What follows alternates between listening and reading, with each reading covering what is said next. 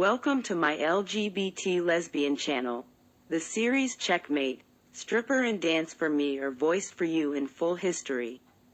Thank you for your comments, reactions and subscription to my channel. Have a nice day everyone. Unknown person's point of view.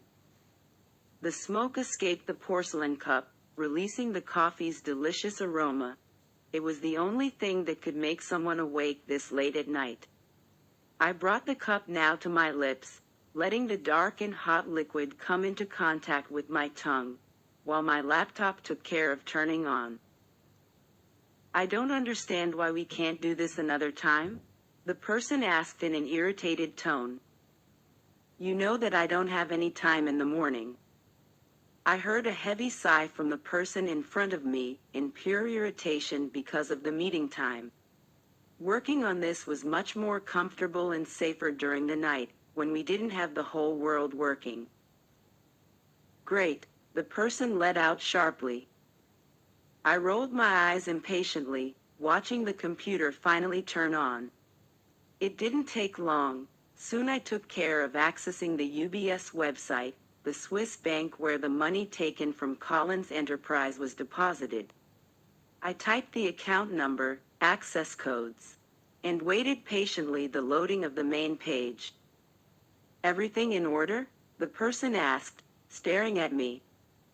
Yeah, everything seems normal.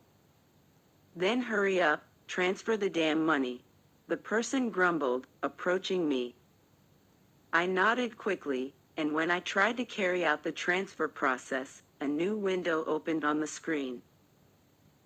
Access denied. Amount withheld by bank procedures. Please contact your agency. Shit, I exclaimed in irritation, banging my fist on the table. What happened? The money is withheld, that damned cop must have done something. I said and got up from the chair, feeling my whole body seethe with rage. The whole sum of money now couldn't be moved. This can't really be happening. We knew that eventually it could happen. It was stupid to leave it there, damn it. What now? Everything is lost. Lauren Jauregui's point of view. Camila was standing in front of me, covered with a robe and a smile on her lips. I swallowed hard, letting my mind try to organize itself amid the impact of the information contained therein.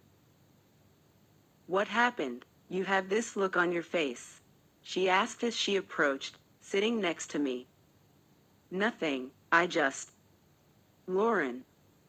I felt her soft and delicate hand touch my chin, lightly pulling my face to face her. Camilla's brown eyes were fixed on me, showing certain confusion. We have to go. Why? I need to go back to the precinct. I have to close my investigation and issue an arrest warrant. I managed to find out the name of the account owner. Camila widened her eyes and smiled surprised. She got up from the couch beside me with a contagious excitement. Oh, God, that's wonderful. Yes, I know. And who is it? She asked as she sat down beside me. Camila, I let out hesitantly. I can't give any information yet. God, are you serious? I saw your organizational chart, in which you even put me. I know about your suspects, and you can't tell me who stole my husband's company? I can't, I need to finish closing the gaps. That won't take long. She nodded with a serious expression and got up from the couch again, walking away from me. Camila. I walked a few steps towards her, try to understand. I just think that it wouldn't make any difference if you told me. What if I know the person who's stealing my money? Calm down, okay? You'll know soon, I said as I touched her shoulders. The Latina huffed, irritated, in pure frustration. We stayed in silence for a few seconds, until she sighed again, and turned towards me. Some strands of her hair were a bit damp. Perhaps Camila had already started the shower, and with my delay, she decided to come check on me. Even though you don't want to tell me, I'm happy that you're being able to solve this case. I let a smile escape my lips, at the same time that my hand moved to the woman's delicate face. I'm happy too, Camila. Great, since we have to go back soon, at least take a shower with me. Let's enjoy the last moments of Switzerland. Camilla's hand went towards mine to gently pull me towards the bathroom of our suite, giving me the chance to enjoy the last minutes of calmness before returning to New York. We left the International Airport of New York after 10 hours of flight. The day was sunny in the concrete jungle. Now everything was again taking over the previous positions in that board game. Camila, or rather, Mrs. Collins graciously walked to the car that was waiting for her. And I promptly followed her, doing my job as a private security guard. Carlos, her driver, opened the door and waited until we both were properly accommodated inside the vehicle. I'll accompany you to your house and get my car. Are you going home to rest? I'm going to the police station. I won't be able to rest until I solve this. You didn't sleep during the whole flight, Lauren, she murmured worriedly. Switzerland brought me a different side from that woman. Camila hadn't stopped being imposing, authoritative and sensual. But now, on another side, there was a young, engaging Latina, with a natural broad smile that was as fascinating as her bolder side. I stared at her for brief seconds, flashing a weak smile towards her. Don't worry, I'm perfectly fine. Are you sure? Lamb. It didn't take long, and the imported car was entering the grandiosity that was Colin's mansion. One of Camilla's employees took care of removing the luggage as I walked towards my car parked in the garage. I heard the brunette's footsteps behind me echo through the empty garage, since now the employee had disappeared into the house with the luggage. I put my bag in the back seat carefully, and as I closed the door of my car, I saw Camila leaning on it. She was wearing tight white jeans that defined the curves of her ass and legs, a red silk blouse with thin straps that allowed a good part of the skin of her chest and shoulders to show. On her feet there was a pair of nude scarpins. Her hair was straight, giving a more serious and sexy air. I think our little party is over, she said with a cynical smile. Yeah, you pretending not to be a married woman ended today. I don't care, I already had you before Switzerland anyways, that won't change now. Camila let out in a cocky tone as she moved away from the car and walked to stand in front of me. You had me? From the first moment I laid eyes on you, Agent Jauregui. I looked around the garage, making sure that there was nobody else there. And then, I rested my hands on Camila's waist, pulling her body to mine. The Latina let out a sigh in surprise at the fast movement, but then a mischievous smile formed in her mouth. Well, just like you think I'm stuck to you, you are to me, Carla. My words came out in a firm tone, while my gaze was fixed on hers. We stared at each other for seconds that seemed endless, until she pulled away. You're trippin'.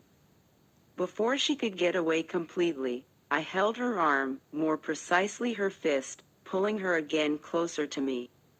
Camila let out a laugh as she tried to get free from my hand. Come here, I exclaimed as I pulled her to me. You need to accept it, Cabello. You are falling for me.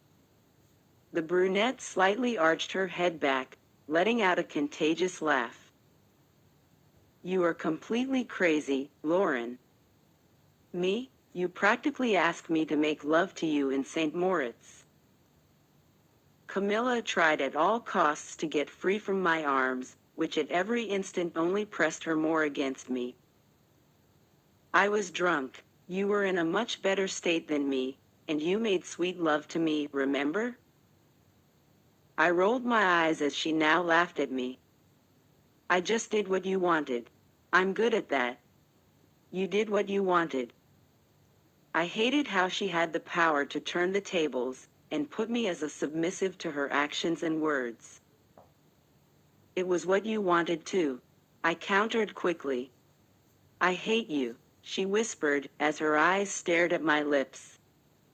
I hate you too, Carla. She bit her lip, suppressing a smirk, and inched her face closer to slowly steal a kiss. Camila let her delicate lips brush over mine, until using the tip of her tongue to give light licks on them. I tried to kiss her at once, but the brunette pulled away with a soft chuckle, so I lifted one of my hands to her neck, letting my fingers tangle in the strands of her brown hair, which I held with some force to then take her mouth in a kiss full of want, which ended with some small pecks. Now go away, go solve your case, she said as she pulled her mouth away from mine. I will. Camila had a smile on her lips as she backed away a few steps. She stood there until I entered my car and started it. Don't miss me too much, I let out with a wink. Idiot. I waved briefly before driving out of that place. Even with the confusion that surrounded my thoughts, I was incredibly relaxed after these days next to Camila. I could say that I was with my energies recharged to solve that case to the end. Especially now that everything seemed to be near the end. I drove through the bustling streets of New York towards the precinct, with the name of the account owner in hand. I simply couldn't believe that I had finally managed to find out who it was. The only course of action now was to close the investigation, get the suspect and wait for the sentence. I parked my car in the precinct's garage and walked towards the building. Look who it is, ooh, and that lightness in the eyes of who had lots of sex in the last few days with the almighty Mrs. Collins. Vero exclaimed as soon as I entered the room. I let out an involuntary laugh, but soon took over a serious expression as I walked into my office. No more jokes, Vero. Where are the girls? Just the truth. Was it hot? I imagine that Mrs. Collins must be wild. Iglesias. All right, I'll stop, but this friendship ain't flowing. I rolled my eyes impatiently as I sat on my chair. I put my gun on the desk, with the rest of a few belongings I had in hand. Can you call Normani and Allie? I have important information. Sure thing, boss. Be right back. It didn't take long. Soon Vero entered my office next to Normani and Allie. The two of them greeted me quickly before sitting on the chairs in front of my desk. How was your investigation in Switzerland? Allie asked curiously. It wasn't as difficult as I thought it would be. The police petition surely helped a lot, even though they tried to slow the situation. These bankers always do that, she grumbled. So, what did you get, Agent Jauregui? Normani asked intently. I turned my chair to the side, so that I could grab the papers that were coming out of the printer. I looked at the photo, and at the name of the person that gave us so many headaches. I need you to issue an arrest warrant for Hyder James Martinez. I spoke as I pushed the paper that contained the full record of the account owner. A surprised expression took over the three faces in front of me. Normani soon grabbed the paper to verify the information. Allie and Vero did the same as her. Oh my God, I have the feeling that I'll have a heart attack. Vero murmured. He's Colin's business partner. Yes, he was among my main suspects. I sighed heavily and continued speaking. Hyder was one of Christopher's allies, and from what I know the two don't have a very good relationship, since Hyder didn't support Christopher's project, and ended up losing all his money. I remember the ugly argument the two had in the company. Hyder promised he'd get revenge, and what would be better than recovering his money? Of course, and the account is his, the money is there. Yes, the money is withheld. No one else can touch that amount without the order of a judge. God bless that damned computer, Vero murmured cheerfully. I have to close the police investigation and hand it over to my superior. This will be forwarded to the court of law, but first, we have to get Hyder. We'll do that, Agent Jauregui. Normani spoke determined. Ali and Normani left the room quickly. The two would be responsible for the arrest warrant, while Vero and I would close the case. Lauren. I removed my attention from the bank info and looked at Vero sitting in front of me. The woman was frowning in a thoughtful expression, almost enigmatic. If Hyder really did this, he must have had his serious reasons. Which leads me to think that Christopher is not as innocent as we imagine. I never thought he was. These businessmen always have something to hide. How are we going to find that out? Hyder. If Christopher has something to hide, Hyder won't help him to keep it a secret. I have the feeling that this game isn't over yet. It's only really starting now, Iglesias. If you like that I voiced the continuation of the series Stripper and want me to continue, please like and write a comment on the video. This will be an incentive to continue working on translation and dubbing.